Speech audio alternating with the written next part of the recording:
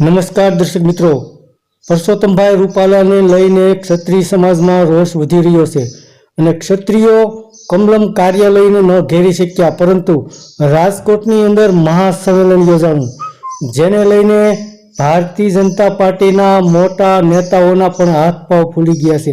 અને એ ઉપરાંત પરસોત્તમભાઈ રૂપાલાએ રાજકોટથી ઉમેદવારી ફોર્મ પણ ભરી દીધું, જેને લઈને હાલમાં મોદી અને અમિત શાહ પણ દોડતા થઈ ગયા છે.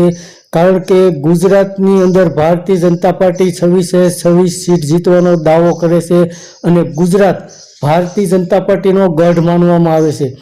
જો ગુજરાતની અંદર 26 સીટમાંથી થોડી ઘણી સીટો ઓછી થશે તો ભારતીય જનતા પાર્ટીની શાખ ભારત દેશની અંદર ઓછી થશે, જેને લઈને હાલમાં ભારતીય જનતા પાર્ટીના મોટા નેતાઓ પણ મૂંઝવણમાં મુકાઈ ગયા છે.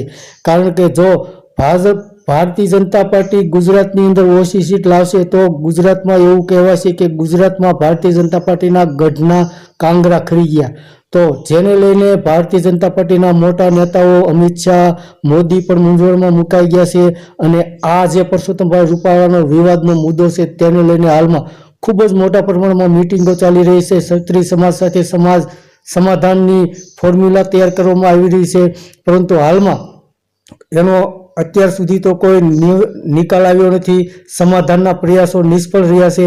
ક્ષત્રિય સમાજ સાથે ભારતીય જનતા પાર્ટીનું અને પરસોત્તમભાઈ રૂપાલાનો જે વિવાદ છે તેમાં કોઈ સમાધાન થયું નથી. હાલમાં પણ ક્ષત્રિય સમાજ એક જ માંગણી કરી રહ્યા છે કે રૂપાલાની ટિકિટ રદ કરવામાં આવે.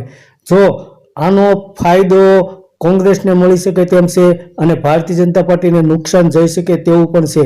તો ક્ષત્રિય સમાજ જો ભારતીય જનતા પાર્ટીના વિરોધમાં જશે તો ભારતીય જનતા પાર્ટીને ખૂબ જ મોટું નુકસાન જઈ શકે તેવું છે. ધન્યવાદ દર્શક મિત્રો.